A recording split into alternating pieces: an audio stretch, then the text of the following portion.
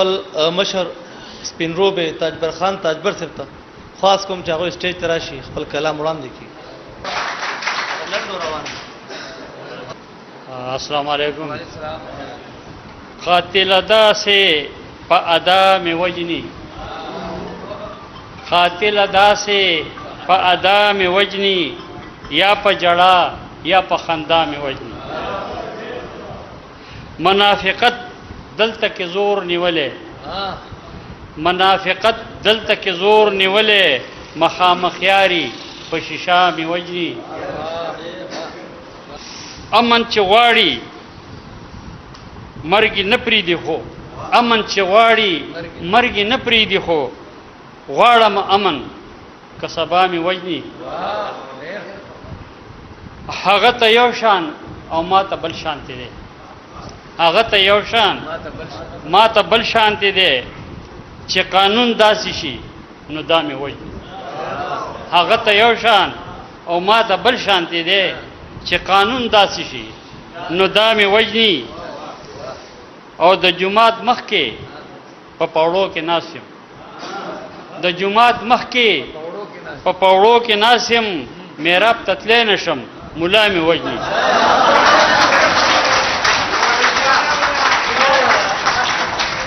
د جماعت مخ کې په پاوړو کې ناسم، د جماعت مخ کې په پاوړو کې ناسم، میراب تتلی نشم مولا می وجنی. او مرض می یو دوا دبل را کوي، مرض می یو دوا دبل را کوي، مرض می نه وجنی دوا می وجنی. مرض می یو دوا دبل را کوي، مرض می نه وجنی دوا می وجنی. او گواخله دنیا ته چغې سله وخم، گواخله دنیا ته چغې سله وخم، نه دی پردی خپل مسیحا مې وجني. گواخله دنیا ته چغې سله وخم، نه دی پردی خپل مسیحا مې وجني.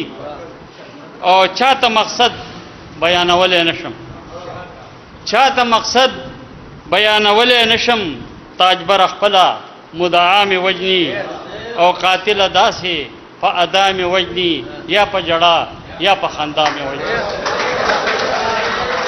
کراچۍ کې امن راغلی، په دې اړه یوه لویه مشاعره سپرلی به راځي. واحده مشاعره چې پکې د کراچۍ هر شاعر ته برخه ورکړل شوې. تاسو به کتلی شئ هر شاعر د خپلې وینا سره په ځانګړو برخو کې. لازم ده چې زموږ یوټیوب چینل پښتو مشاعره سبسکرایب کړئ او ورسره ډالۍ هم ووهئ.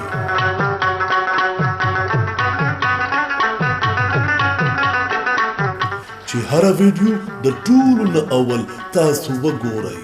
پښتو مشاعره یوټیوب چینل دا پیغام د کراچۍ د پښتو ادب او د شاعرانو حوصله افزای لپاره زمزمه کړې شوې.